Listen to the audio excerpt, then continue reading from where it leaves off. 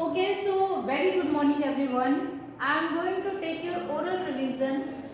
And ma'am voice not Audible. okay, Yes, ma'am. okay. Now it is audible. Yes ma'am. Yes, ma'am. Okay, beta. So I am taking your chapter number 4 of civics. That is your understanding laws. Understanding laws में my first question is, uh, what do you mean by the term rule of law? आप इसको 3 points में मुझे clear करो. या फिर Shreya, सिमरजोत, next.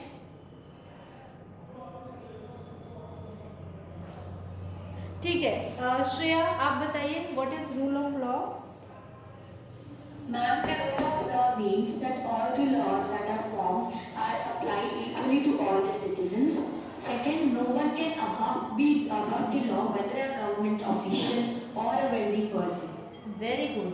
And third point is कि any crime और violation of law has a specific punishment. Clear. Excuse me ma'am but आज के टाइम पे तो मैम जो पुअर पर्सन होते हैं मैम उनको पनिशमेंट मिलती है, लेकिन मैम जैसे मैम किसी में मार्क्स देता हूँ मैम बेटा और मैम उसको मैम पनिशमेंट मिलती नहीं है. हाँ बिल्कुल. तो रूल ऑफ लॉ आपके कहने का मतलब है कि मैम ये थियोरेटिकली तो लोग कहते हैं कि कॉन्स्टिट्यूशन के according rule of law follow हो रहा है, ठीक है, लेकिन प्रैक्टिकल लेवल पे, ग्राउंड लेवल पे ये rule of law poor people को या जो अंडर प्रिविलेज है वैसे लोगों के लिए ये एप्लीकेबल नहीं होता है. आप बिल्कुल सही कह रहे हो, लेकिन आप क्योंकि पूरा का पूरा पढ़ रहे हैं, आप लॉ से रिलेटेड चीज़ों को पढ़ रहे हो बेटा, तो इतना समझ लो कि रूल ऑफ लॉ का मतलब ही है कि सबके लिए एप्लीकेबल है. वो अलग बात हो गई कि प्रैक्टिकल लेवल पे कहीं कहीं चीज़ें नहीं होती हैं, लेकिन फाइनली रूल ऑफ लॉ ही चलता है, ठीक है. तभी तो आपकी कंट्री डेमोक्रेटिक कंट्री है, तभी तो कंट्री गवर्न हो रही है अच्छे से. हम कॉन्स्टिट्यूशन को ही तो फॉलो करके काम करते हैं, ठीक है. तो 3 पॉइंट्स हैं रूल ऑफ लॉ में जो कि श्रेया ने बताया, ठीक है. अब आप अपनी बात को, मैंने आपको कहा था एग्जाम्पल से क्लियर करो, तो आप ये कह सकते हो कि bribing an official is a crime. एक ऑफिसर को ब्राइब देना, रिश्वत देना एक क्राइम है, लेकिन it has become a practice nowadays and it is a complete violation of law. लोग ब्राइबिंग देते हैं ऑफिशियल्स को, तो ये क्या हुआ? Violation of law. Yes. Ma'am drinking तो करके मैम ड्रिंकिंग तो करके मैम नहीं करनी चाहिए मैम ड्राइविंग. हाँ बिल्कुल. अब एक क्वेश्चन है, कुछ इंपॉर्टेंट क्वेश्चंस मैं आपसे डिस्कस करती हूँ. एक क्वेश्चन है कि जो new law, how a new law on domestic violence got passed. आपने जो स्टोरी बोर्ड देखा था अपनी बुक में, तो उसमें जो डोमेस्टिक वायलेंस पे लॉ बनने वाला था उसका एक प्रोसेस मैं आपसे शेयर कर रही हूँ, जरा अच्छे से सुनना और उसको पॉइंट्स में काउंट कर लेना. फर्स्ट प्रोसेस जो होता है that is your when complaints by the victim of domestic violence increased the need for a new law began to be felt. जैसे एक क्वेश्चन है कि नया लॉ कैसे बनता है, और क्वेश्चन ये है आपका कि न्यू वायलेंस, जो डोमेस्टिक वायलेंस था उस पर न्यू लॉ कैसे बना, उसकी कानून कैसे बन गया पूरे देश में. तो सबसे पहली बात कि आपको पता है कि जब कोई भी विक्टिम होता है, विक्टिम मतलब जो परेशान है, पीड़ित है, अगर उसकी कंप्लेंट्स बहुत ज़्यादा डोमेस्टिक वायलेंस की कंप्लेंट्स बढ़ती जा रही हैं विक्टिम्स के द्वारा, तब सोसाइटी में एक नए लॉ को फॉर्म करने की ज़रूरत महसूस होती है. सबसे पहला पॉइंट. सेकेंड पॉइंट इसमें लिखोगे कि अब जितने भी फोरम्स हैं, जितने भी मंच हैं, ठीक है, सोसाइटी में, वो उन सब जगहों पर इस पे इश्यूज बातचीत होने लगती है, डिस्कशन होने लगता है, डिबेट होने लगता है, ठीक है. So second option is different forums raised the issue of domestic violence. Third, अब जो जैसे आपके लॉयर्स हो गए या फिर जो एक्टिव लॉ स्टूडेंट्स हैं, उन लोगों के बीच में या जो सोशल एक्टिविस्ट हैं, ठीक है, उन लोगों के बीच में बहुत ज़्यादा कंसल्टेशंस होता है, बातचीत होती है, ठीक है। 1 मिनट क्लास।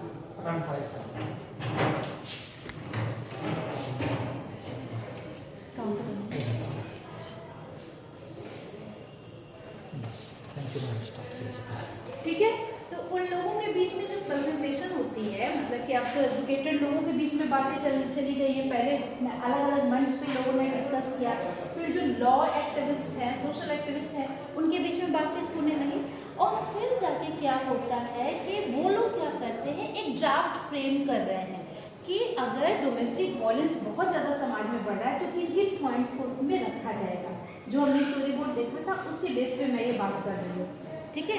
और फिर आगे क्या होता है कि अब एक बिल जो है इंट्रोड्यूस हो रहा है, ड्राफ्टिंग हो गई और पार्लियामेंट में बिल इंट्रोड्यूस हुआ 2002 में, समझ गए ना, ये 4th पॉइंट था। नेक्स्ट पॉइंट आप इसमें लिखोगे कि लेकिन जब बिल इंट्रोड्यूस हुआ तो जो वुमेन्स ग्रुप थी उन्होंने उस बिल को अपोज किया।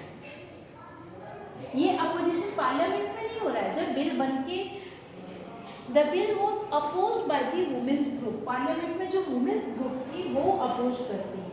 और फिर उसके बाद अब जब बिल अपोज्ड होने लगा तो फिर एक प्रेस कॉन्फ्रेंस बैठी, ठीक है, और उस प्रेस कॉन्फ्रेंस में डिसीजन लिया गया कि ठीक है आप सब लोग अपना पिटिशन सबमिट करो, ऑनलाइन पिटिशन आप लोग अपना सबमिट करो, मतलब कि एप्लीकेशन लगाओ किसको क्या प्रॉब्लम हो रही है, समझ रहे हो ना। और फिर उसके बाद नेक्स्ट इसमें आता है कि सेवरल वुमेन ऑर्गेनाइजेशन, ठीक है, बहुत सारे वुमेन ऑर्गेनाइजेशन ने क्या किया, पार्लियामेंट स्टैंडिंग कमेटी को सबमिट किया, पिटिशंस अपना अलग अलग जो उनके पॉइंट्स थे उसको बना के पार्लियामेंट की स्टैंडिंग कमेटी को सबमिट किया। और सबमिट करने के बाद उन्होंने एक काम ये किया कि दिसंबर 2002 में पार्लियामेंट स्टैंडिंग कमेटी ने जो भी रिकमेंडेशन आया था उसको उस सारे पॉइंट्स में फिर से शामिल किया और फिर एक नया बिल पास हुआ पार्लियामेंट में। और फिर पार्लियामेंट में जब वो फाइनल बिल आया तो लोकसभा और राज्यसभा दोनों से होते हुए गया, फिर प्रेसिडेंट ने साइन किया और तब जाके वो लॉ बना। तो समझ रहे हो ना कि इसमें वुमेन्स ऑर्गेनाइजेशन का चाहे जिसके लिए भी लॉ बन रहा है, उस पर्टिकुलर ग्रुप के लोगों के लिए वो लोग अगर अपोज कर रहे हैं तो बिल में वापस से चेंज करने का भी हमारे जो लॉ प्रोसेस है उसमें एक तरीका होता है, ठीक है। तो आपको एक आइडिया लग गया कि लॉ फॉर्म कैसे होता है कंट्री में, इंडिया में, ठीक है। तो डोमेस्टिक वायलेंस कैसे फॉर्म हुआ था ये हमने यहाँ पे समझ लिया, ये पॉइंट्स थे, ठीक है। अब उसके बाद एक आपका क्वेश्चन आता है,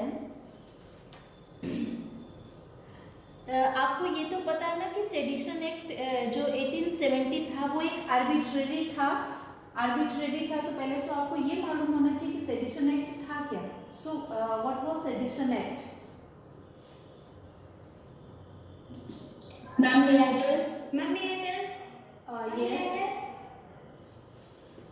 Ma'am, under this act, a person protesting or criticizing the British government could be arrested without due trial. हाँ, without any trial, British government could detain anyone if it is believed that कि वो जो है वो criticize कर रहा है या गवर्नमेंट की पॉलिसीज के बारे में कुछ रिवेल कर रहा है या कुछ रजिस्ट कर रहा है, तो उसको वो क्या करती है, ब्रिटिश गवर्नमेंट बिना किसी ट्रायल के, बिना किसी जांच के उसको जेल में डाल देती है। तो ये था सेडिशन एक्ट 1870, ठीक है। तो ये तो एक तरह से क्या हुआ, आर्बिट्रेरी हुआ, मनमानापन हुआ, क्या तो रॉलेट एक्ट वाली बात आ गई, ठीक है। तो ये था। अब यहाँ पे क्वेश्चन ये है कि तो क्या हम ये कह सकते हैं कि ये रूल ऑफ लॉ है? नहीं, ये रूल ऑफ लॉ नहीं है। देखो बेटा, in ancient India there was no rule of law, ठीक है। एंशिएंट इंडिया में कोई रूल ऑफ लॉ था ही नहीं। एक्सप्लेन करो। तो एक बार ध्यान से सुन लीजिए कि इस तरह के क्वेश्चंस आपके एनुअल एग्जाम में पूछे जा सकते हैं। तो आप अपने कुछ पॉइंट्स बताओ एंशिएंट इंडिया के बारे में, लॉ के बारे में। Ma'am, may I tell? Yes Shreya. Ma'am, the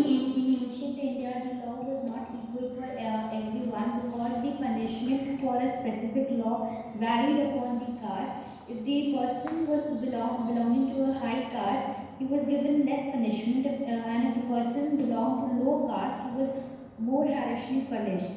very good. In ancient India first point is overlapping local laws. जितने भी अलग अलग राजाओं के अपने अपने लॉज थे वो ओवरलैप करते थे, मतलब वो उनके एरिया में तो फॉलो हो रहे थे पर दूसरी जगह वो जो लॉज होते थे वो क्या होते थे, वो क्लैश करते थे वो, या उस जगह पे लोग उसको नहीं फॉलो करते थे.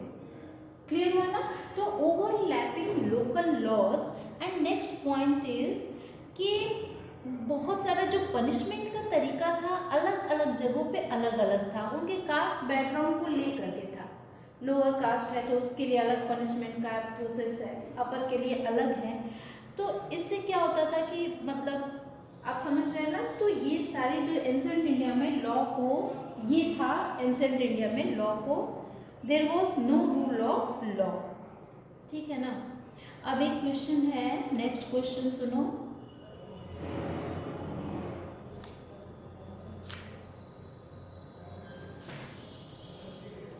देखो आपके बहुत सारे एक्ट थे. एक तो डोमेस्टिक वायलेंस एक्ट 2005 था, इसका टाइम याद रखना, ईयर याद रखना. फिर एक आया था हिंदू सक्सेशन अमेंडमेंट एक्ट 2005. रुको एक मिनट रुकिए, एक मिनट. आपका एक क्वेश्चन है, उसके पहले एक क्वेश्चन बन रहा है कि what do you understand by the term domestic violence, और डोमेस्टिक वायलेंस को एक्सप्लेन करोगे. फिर डोमेस्टिक वायलेंस एक्ट कब आया था उसको एक्सप्लेन करोगे. तो डोमेस्टिक वायलेंस वाला क्या था पूरा मामला? Yes. Ma'am, the domestic violence means ma'am the husband beats his wife at every moment. अच्छा, तो आपने कहा कि फिजिकली बीट करना, उसको मारना वुमेन को, अपनी वाइफ को physically beating of the women, और बाय इमोशनली एब्यूजिंग हर. अब एब्यूजिंग में वर्बल भी आ सकता है, इकोनॉमिकल एब्यूज क्या होता है समझ रहे हो. जैसे वाइफ है तो आप उसको कुछ दे ही नहीं रहे हो, उसके मतलब वो बहुत ही बुरी हालत से जा रही है. ठीक है. तो इकोनॉमिक एब्यूज, वर्बल एब्यूज और एक सेक्सुअल एब्यूज होता है, मतलब उसको कई तरीके से आप हस्बैंड हो के आप उसको बहुत तरीके से परेशान कर रहे हो. तो ये तीनों के तीनों जो होते हैं ये आपके इमोशनल एब्यूज में आएंगे. तो आपने फिजिकल और इमोशनल दोनों हमारे आते हैं डोमेस्टिक वायलेंस में. अब डोमेस्टिक वायलेंस के बाद एक एक्ट आया था, डोमेस्टिक वायलेंस एक्ट. तो इस एक्ट के आने से वुमेन की लाइफ में क्या चेंज आया?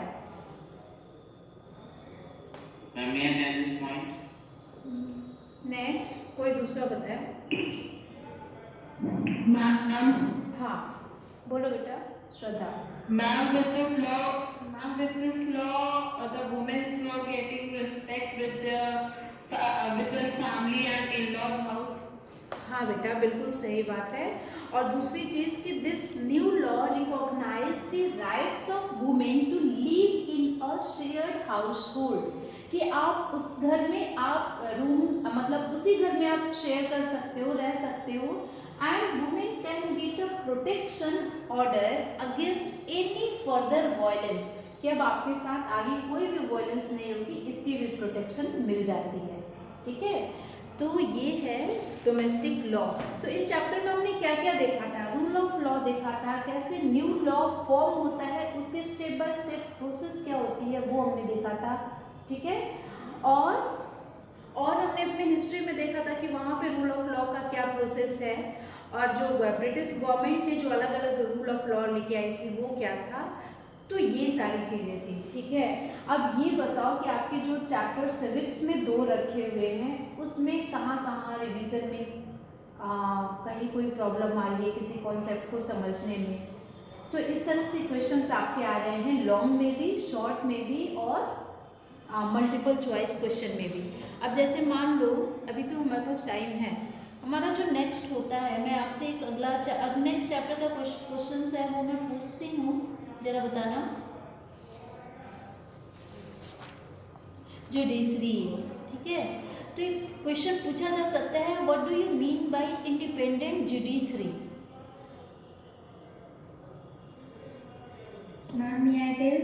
हाँ, Ma'am, independent judiciary means that judiciary is neither controlled by executive nor legislative, so it is equal for all the people. हाँ जी, बिल्कुल। इंडिपेंडेंट जुडिशरी मीन्स कि judiciary is not under the control of the government, means not under the control of executive and legislative. ठीक है, इस बात को अच्छे से लिख सकते हो। And the court play a central role in ensuring that there is no misuse of power by the legislature and executive। फिर आपसे स्ट्रक्चर ऑफ कोर्ट के बारे में पूछा जा सकता है, तो आप तीनों लेवल्स जो कोर्ट के हैं, आपको अब मान लो कि मल्टीपल चॉइस में दे दिया जाए कि there are 2 different levels of courts in India, true और फॉल्स। तो आपकी आंखें वहाँ खुली होनी चाहिए कि क्वेश्चन में पूछा क्या जा रहा है। कहीं पे मैंने नॉट भी लगा दिया है, ठीक है, तो अवेयर रहना क्वेश्चंस को लेकर के। तो 3 डिफरेंट लेयर्स हैं, वही आप बताओगे स्टेट, लोकल, सेंट्रल, और ये तीनों एक इंटीग्रेटेड जुडिशियल सिस्टम है ना। इंटीग्रेटेड मतलब कि जो अगर मान लीजिए हाई कोर्ट कोई डिसीजंस लेता है तो वो लोकल कोर्ट को बाइंडिंग है, मतलब उसको फॉलो करना ही करना है। सुप्रीम कोर्ट के डिसीजंस ये दोनों को फॉलो करना है, जिसको हम लोग, हाँ जी बोलो बेटा। What is appellate system? Appellate system, appellate system means appeal करना। अपील करना मीन्स कि ये मान लो कि लोकल कोर्ट में जो डिसीजन आता है उससे आप खुश नहीं हैं, तो आप हाई कोर्ट में जाओ और उनसे पूछो। हाई कोर्ट में जाओ और वहाँ पे अर्जी लगाओ, अपील करो कि सर मैं इनके डिसीजन से खुश नहीं हूँ, ये सारे एविडेंस से आप न्याय करिए। तो हाई कोर्ट के जो जैसे वो आपके साथ डिसीजन लेंगे, मान लो कि उन्होंने भी वही एविडेंस को देख के वही डिसीजन लिया है, तो आप फिर से सुप्रीम कोर्ट में जा सकते हैं, पर सुप्रीम कोर्ट से आगे आप नहीं जा सकते। और अगर उन्होंने भी यही डिसीजन लिया है तो आपको फॉलो करना ही पड़ेगा, कहीं ना कहीं आप गिल्टी हो। ठीक है, तो अपील कर रहे हो ना लोकल कोर्ट से स्टेट और स्टेट कोर्ट से सेंटर, तो आपके पास एक पावर आ जाती है कि आप सुप्रीम कोर्ट तक पहुंच सकते हो अगर इनके डिसीजन से खुश नहीं हो तो यही होता है एपेलेट सिस्टम, और इसी को कहते हैं इंटीग्रेटेड जुडिशरी सिस्टम। ठीक है, सिविल केसेस और क्रिमिनल केसेस में क्लियर हो जाना कि कौन कौन सी केसेस क्रिमिनल में आती हैं। Theft, cheating, robbery, physical injury, murder. Civil cases में money, property, inheritance, marriage dispute, इन सब से रिलेटेड प्रॉब्लम्स आती हैं सिविल में। ठीक है, सिविल में क्या होता है कि कैसे सिविल केसेस में आप क्या करते हो, पिटिशन एक आप फाइल करते हो। A petition has to be filed before the court by the affected party. लेकिन क्रिमिनल केसेस में आप क्या करते हैं? Ma'am, we file an FIR with the police. हाँ जी बिल्कुल, Yes, ma'am. ये पुलिस स्टेशन में जाके FIR फाइल कराते हो, और सिविल केसेस में आप एक पिटिशन फाइल करते हो और आप मजिस्ट्रेट के पास जाते हो। ठीक है, लोकल कोर्ट में जाने के लिए आप मजिस्ट्रेट के पास जाते हो। Different branches of legal system,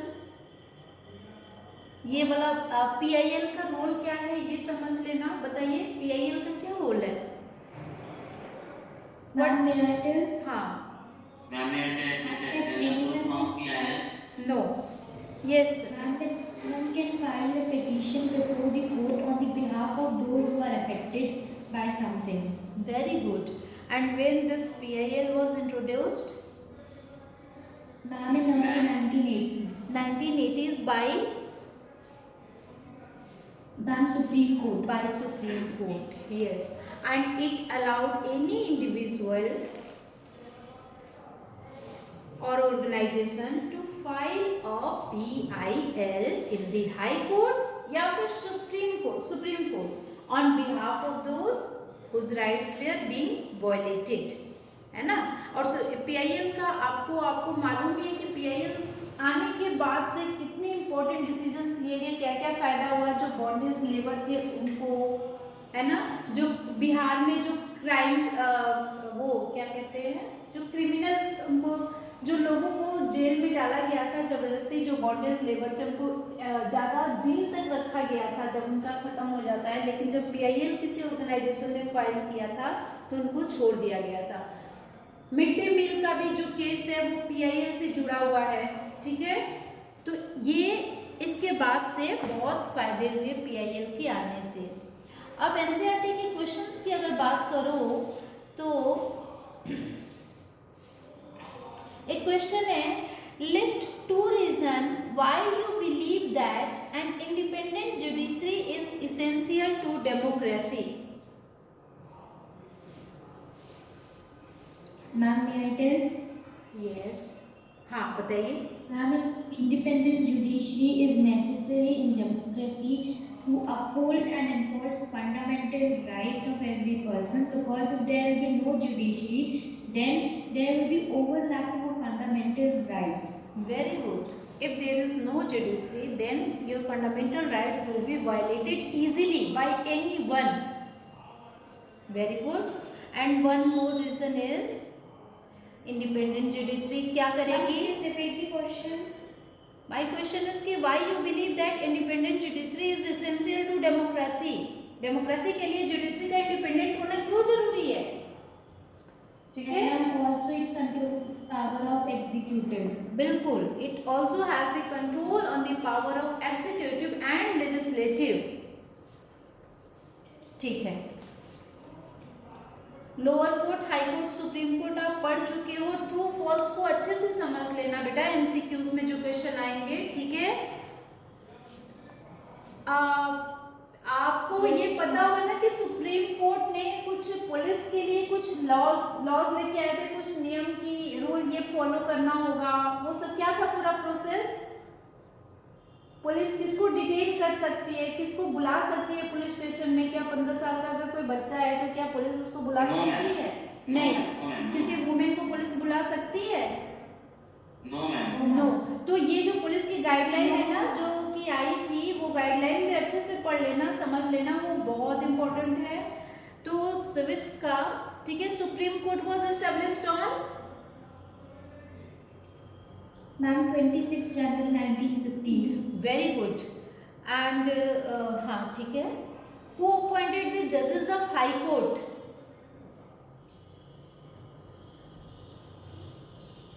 Ma'am, who appointed the judges? So ma'am, I think by the president of our country. हमेशा याद रखना, जजेस की जब भी अपॉइंटमेंट होगी तो वो प्रेसिडेंट ही करेगी, ठीक है। अगर हाई कोर्ट की जजेस है तो गवर्नर के साथ मिलकर प्रेसिडेंट डिसीजन लेते हैं। ये अपॉइंटमेंट सारी की सारी जजेस की, चाहे वो हाई कोर्ट के हो चाहे सुप्रीम कोर्ट के हो, appointed by the president of the India, ठीक है। उसके बाद यस मैम. Yes ma'am. अच्छा चलो, एक क्वेश्चन है, ट्रू फॉल्स है, जरा बताना। The civil cases usually begin with the filing or FIR with the police who investigate the crime, after which a case is filed in the court. True or false? Ma'am False. Ma'am, true. Civil case जो होता है वो FIR दर्ज करना पड़ता है आपको civil cases में। अभी मैंने बताया ना, आपको पेटिशन फाइल करनी होती है। Very good Shreya, it's false.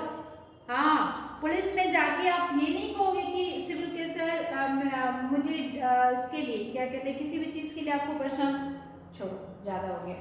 चलो नेक्स्ट आ जाओ। The supreme court is presided over by the chief justice of India. Ma'am true. True. The judiciary, सही है, the judiciary act as per the wishes of the government. Ma'am false. False. False. इस तरह के questions पूछे जाएंगे। Fill in the blanks भी पूछे जा सकते हैं, जैसे मान लो कि the dash play a significant role in protecting our fundamental rights. Ma'am judiciary. Judiciary, very good. Judiciary. हाँ, अब इसमें कॉन्स्टिट्यूशन, हाँ कॉन्स्टिट्यूशन मत इसमें लिख देना। What do you mean by article 21? बताइए। Ma'am right to life. Right to life, Right to life. very good. Article 21 is your right to life. Is it your fundamental right? Yes, ma'am. Yes. No, ma'am. No, right to life is not a fundamental right. आप Yes, ma'am. आप Ma'am, the right to life is the fundamental right. हाँ देखो, article 14 से लेकर के article 31 तक है शायद, या 35 तक है, जितने भी हैं ये सारे आपके फंडामेंटल राइट्स हैं। हमारे जो 6 राइट्स है ना, ठीक है, उन 6 राइट्स में the fundamental right to life is guaranteed in article 21 of the constitution. ठीक है, आर्टिकल 21 जो है राइट टू लाइफ, ये आपका फंडामेंटल राइट है। और जो वोटिंग राइट है वो कौन सी राइट है? फंडामेंटल है कि लीगल है? Voting right is, ma'am, the voting right is also fundamental right. ना, ये किसने कह दिया वोटिंग राइट फंडामेंटल राइट है? बहुत सारे लोग वोटिंग देने नहीं जाते हैं, तो वो फंडामेंटल राइट है। No, ma'am. Ma'am, the voting right is not a fundamental right. Ma'am, because there is a choice of voting. हाँ, श्रेया कुछ कहना है आपको इस बारे में? मैम, आपको मैम चॉइस होती है कि मैम आपको करना है या फिर आपको नहीं करना है। FIR full form first information report, PIL public interest litigation. Why is the Supreme Court called the guardian of the Constitution? Ma'am, may I tell? Ma'am, the Supreme Court is called the guardian of the Constitution because all the laws that are formed or written in the Constitution are upholded by the judiciary only. Very good. ठीक है, तो ये हो गया, ये सारे हो गए आपके जुडिशरी के क्वेश्चंस। और फिर अगर आप आ जाते हो लास्ट वाले चैप्टर पे जो कि है judiciary system, criminal justice system, तो इसमें आपको क्या पढ़ना है? Role of police in investigation of crime, role of जज। तो इन लोगों का रोल क्या है ये आप अच्छे से समझ लेना। बताइए, what is the role of police in investigating a crime? Ma'am, the police files the FIR and writes the statement of the victims and also has a role in investigation. Yes, police file है FIR number 1, और फिर उसके बाद police also find the evidence. Ma'am also writes the statement. Ma'am records the statement of the witness. Yes, very good. ठीक है, तो police का role सिर्फ और सिर्फ इन्वेस्टिगेशन में होता है। क्या police are allowed to torture और beat anyone during investigation? No, ma'am. No, ma'am. No. ठीक है, तो ये गाइडलाइन जरूर पढ़ लेना। In court what is the role of public prosecutor? Ma'am, the public prosecutor. Ma'am, it cross-examines the witness and argues the case for victims. Very good. His role begins once the police has conducted the investigation and filed the charge sheet in the court. The public prosecutor is expected to act impartially and present the full and material facts, witness and evidence before the court. The defense lawyer, ये कौन है? Ma'am, may I tell? हाँ, Ma'am examines the witness. जो accused होता है, जो आरोपी होता है, उसको बचाने के लिए लॉयर, हाँ, डिफेंस मतलब बचाना। किसको बचाना? जो आरोपी है, जो दुष्ट है, जिसने क्राइम किया हुआ है, जिसके ऊपर आरोप लगा हुआ है।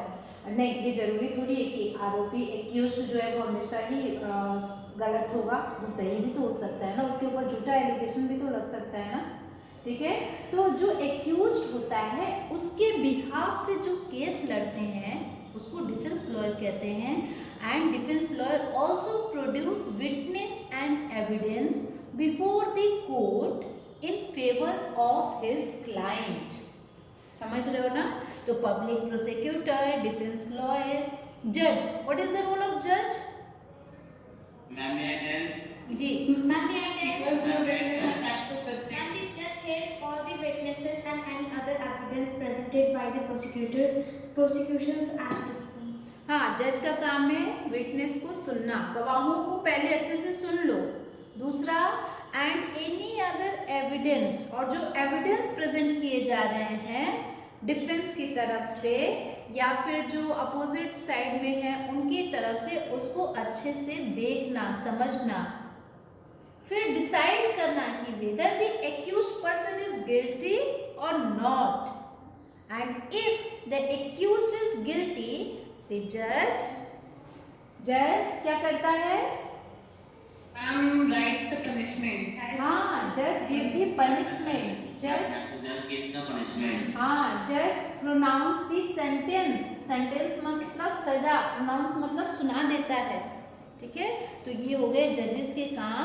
एनसीईआरटी में कुछ क्वेश्चंस हैं। Why do you think there is a rule that confessions made during police custody can't be used as evidence?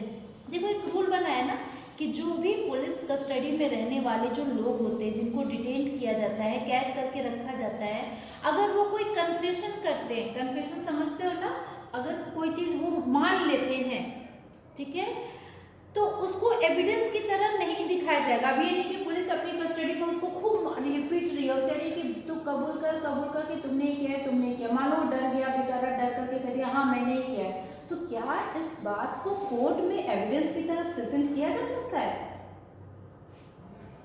No ma'am, नहीं No, किया जा ma'am. सकता है, ठीक है। तो यहाँ पे है कि यही क्वेश्चन है, तो ऐसा इसलिए नहीं किया जा सकता because there is a possibility that the police may create a terror around the accused in order to make confession. समझ गए ना? उसके बाद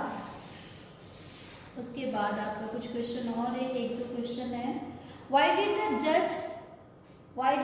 जज say in Shanti case after hearing the testimony of all the witness? Testimony क्या होती है बताइए? टेस्टिमोनी मीन्स होता है एविडेंस, ठीक है। चलो, तो ये था आपका overall.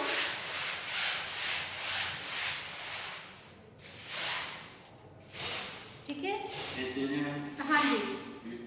Ma'am, I think one thing, ma'am, this is the last class of 2021. Yes, this is the last class. Yes, ma'am. Yes, very good सिमरजोत। अब एक बात सुन लो ध्यान से, 8th क्लास तो आपने पूरी की पूरी ऑनलाइन ही बिता दी, 9th क्लास में, Yes. हाँ जी,